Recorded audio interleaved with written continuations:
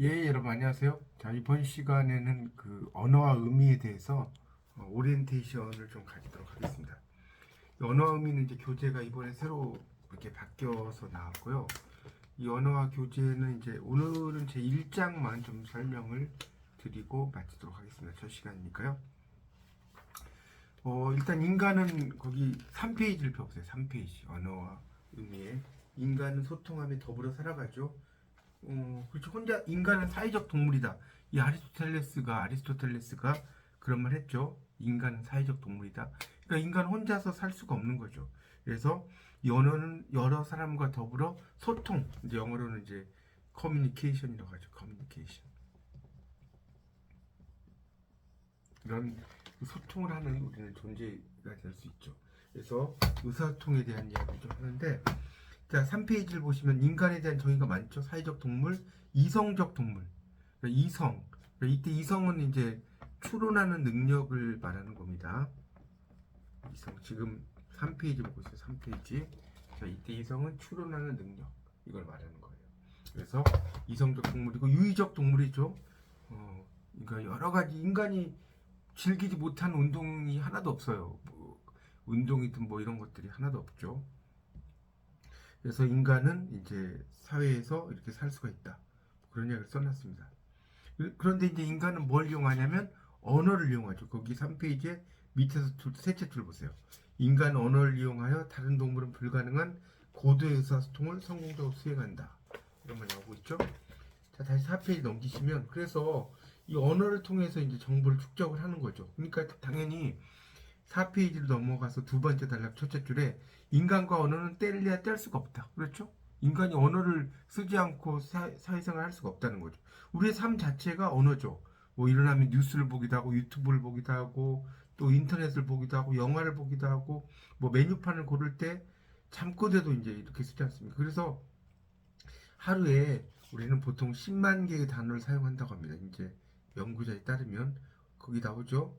4페이지의 두 번째 단락에. 그래서 하루에 호흡이 2만 3천 번, 맥박이 10만 번. 그러니까 우리가 언어는 거의 호흡하는 것과 똑같다. 그러니까 언어가 이렇게 중요하다. 이런 얘기를 써는 것이고요.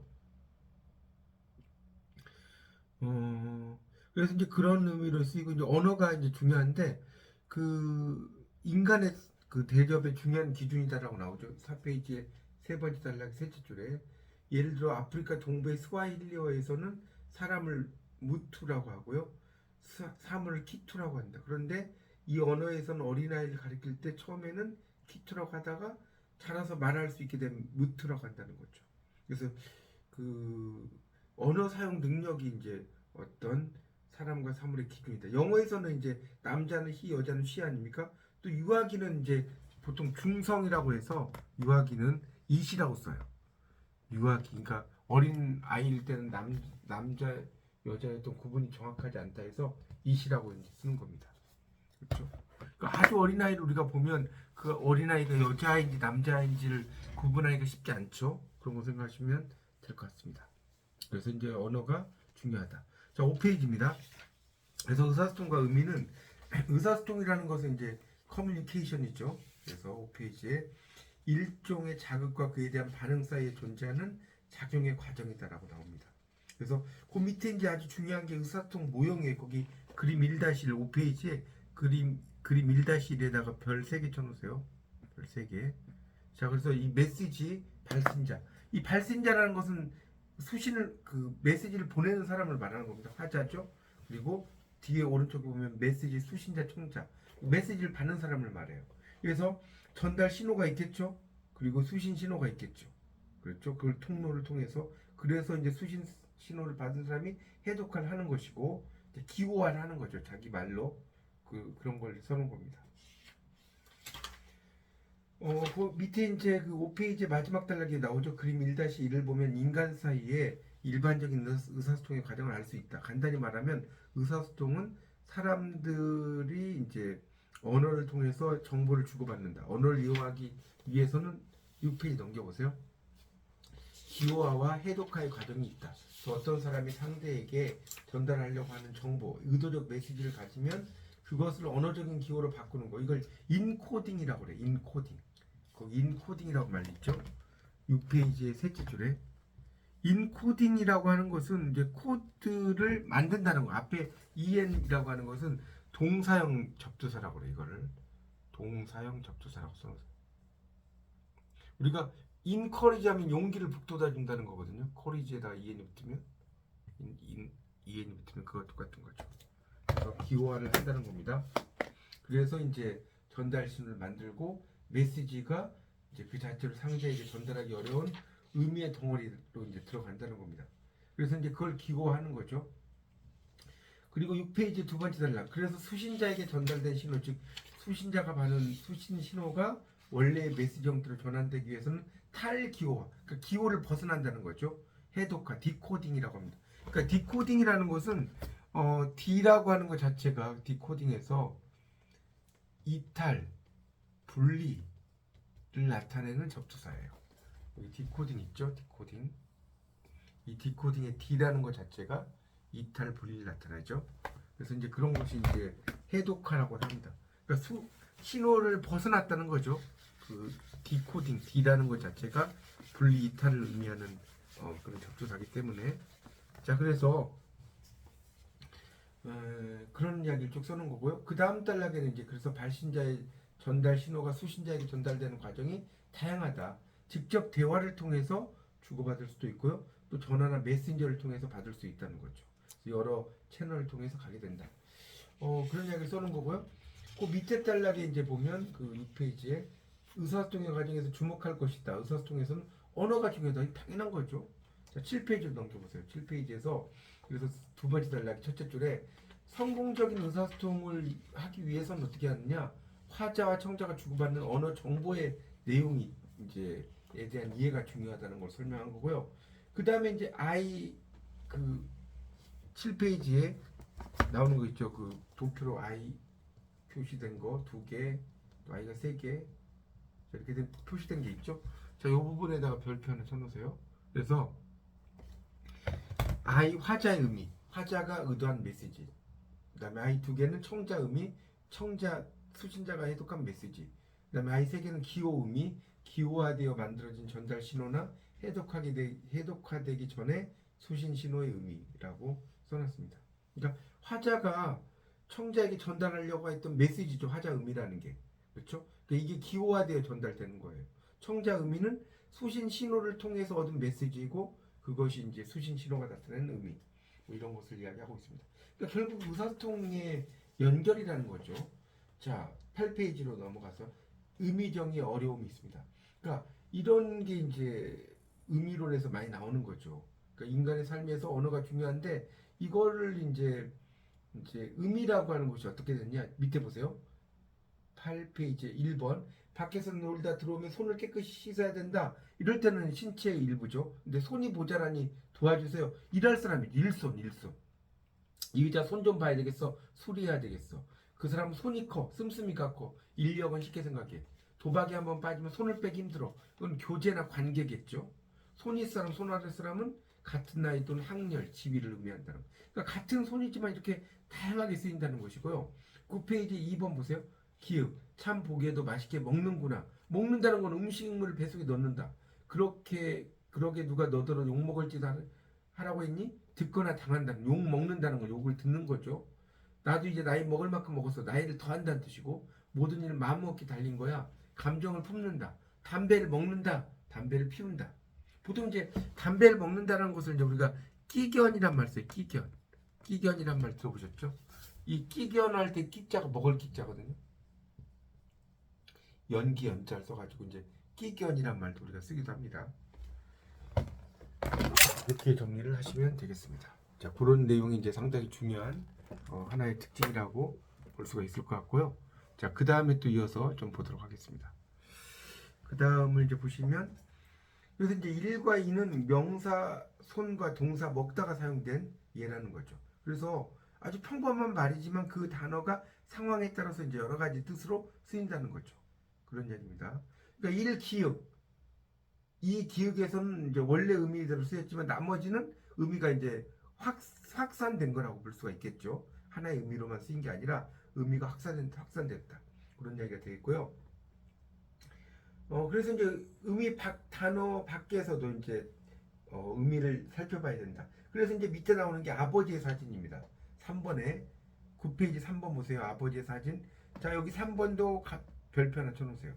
아버지의 사진 세 가지 뜻이 있는데 아버지 소유의 사진, 아버지가 소유한, 아버지가 찍은 사진, 아버지를 찍은 사진. 이게 아버지의 사진이라는 거예요. 자, 넘겨보세요. 자, 그래서 이제 10페이지 보면 잘 먹고 잘 살아라 하면 축원도 되지만 욕도 된다는 거예요. 잘 먹고 잘 살아라.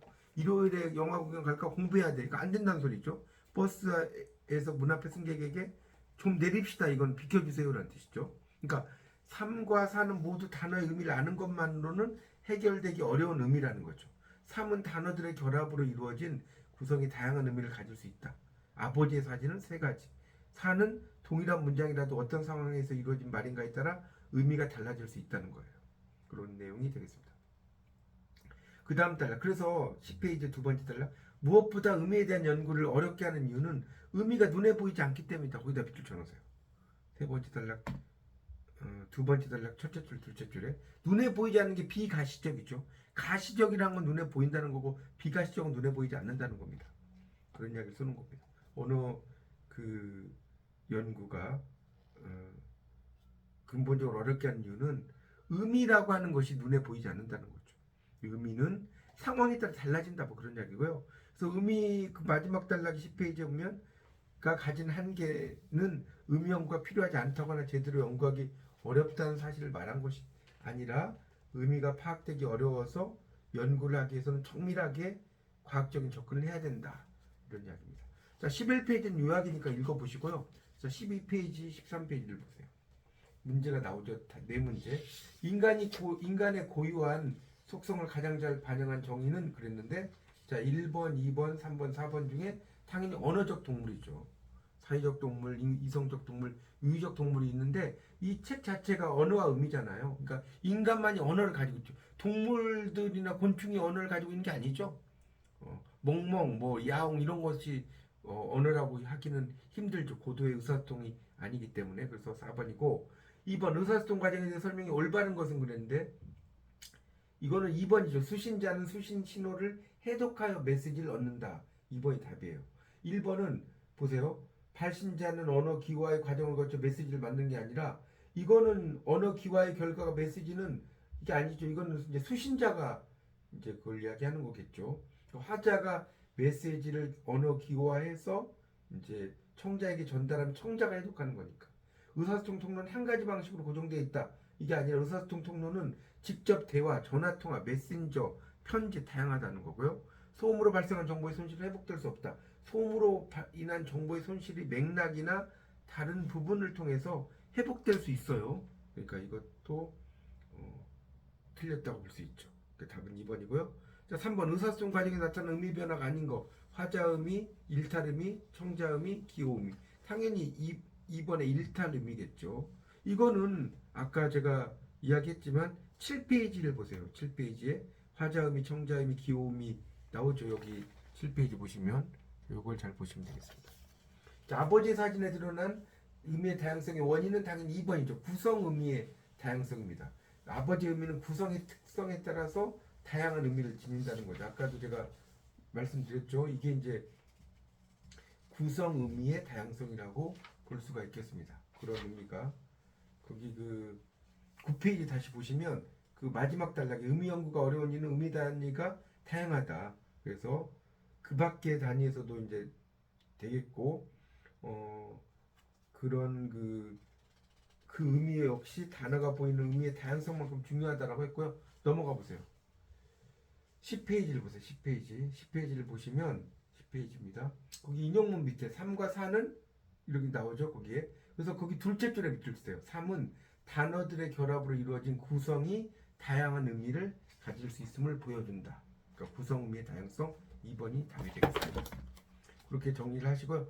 여러분이 이제 이 책을 이제 공부하실 때는 뭐 이런 내용도 이제 공부도 좋고 여기에 그 연습 문제라고 해서 그 10페이지를 한번 보실래요? 언어와 의미 별책 부록의 10페이지에 연습 문제가 그 5번까지 있어요. 연습 문제. 그래서 1번은 인간 언어적 동물이라는 정의를 가장 잘 설명한 것은 3번이죠. 고도의 의사소통 도구를 가지고 있다고요. 2번 인간과 언어가 불가분의 관계다. 진술하고 볼 수 없는 것은 1번이죠. 인간의 언어는 시간적 공간적 한계를 뛰어넘는다. 라고 이제 했죠. 그러니까 이거는 아니라는 거. 이거는 인간 언어의 효율성, 체계성을 보여주는 특성이지만 이게 인간과 언어의 불가분한 관계라고 할 수는 없다는 거죠. 2번에 인간의 삶은 매 순간 언어와 함께하고 3번 언어는 인간에게 공기나 심장처럼 필수적이다. 4번 인간의 의식에는 언어의 중요성이 반영되어 있다도 봤죠. 3번 의사소통의 구성 요소와 그에 대한 설명이 잘못 짝지어진 것은 4번이죠. 볼까요? 발신자는 정보를 전달하는 사람 맞죠? 수신 신호 청자가 받아 해독한 언어 기호 맞죠? 기호와 하자의 메시지를 언어 기호로 바꾸는 과정 맞죠? 소음, 정보 전달 신호가 수신자에게 전달되는 과정의 방식이라고 썼는데 이거는 그 전달 과정에서 나타나는 정보의 왜곡이나 변질, 방해죠. 내가 옆에 있는 사람한테 이야기를 하려고 했는데 기차가 막 갑자기 지나가. 그러면 안 들리잖아요. 그런 게 소음이잖아요. 4번 의사소통 과정이 세 가지 의미만으로 묶인 거. 자, 4번 별표 쳐놓으세요. 워크북 4번. 자, 이건 당연히 3번이죠. 화자 의미, 청자 의미, 기호 의미. 이건 아까 수업할 때도 제가 말씀드렸지만 7페이지를 다시 한번 보십시오. 도표. 자, 5번 의미 연구가 어려운 이유로 잘못된 것은 2번이죠. 의미는 기호화될 수 없기 때문이다라고 그랬는데 의미도 기호화를 통해서 그 의미가 전달되는 거예요. 아까 인코딩이라고 했지 않습니까? 1번 의미가 다양한 언어에서 나타나기 때문이다. 맞죠? 언어의 의미는 눈으로 볼 수 없는 거죠. 맞죠? 단어의 의미가 다양하기 때문이다. 이것도 맞죠. 그러니까 다의어. 아까 뭐 먹다를 하나 가지고 여러 가지 의미, 또 손을 가지고 여러 가지 의미. 그 8페이지하고 9페이지를 참고하시면 좋겠습니다. 자, 일단 오늘은 이제 첫 시간의 언어와 의미 수업이어서 제가 그 언어와 의미의 제 1장에 있는 의사소통과 의미의 상관성에 대해서 강의했고요. 다음 시간에는 이제 2장부터 강의하도록 하겠습니다. 감사합니다.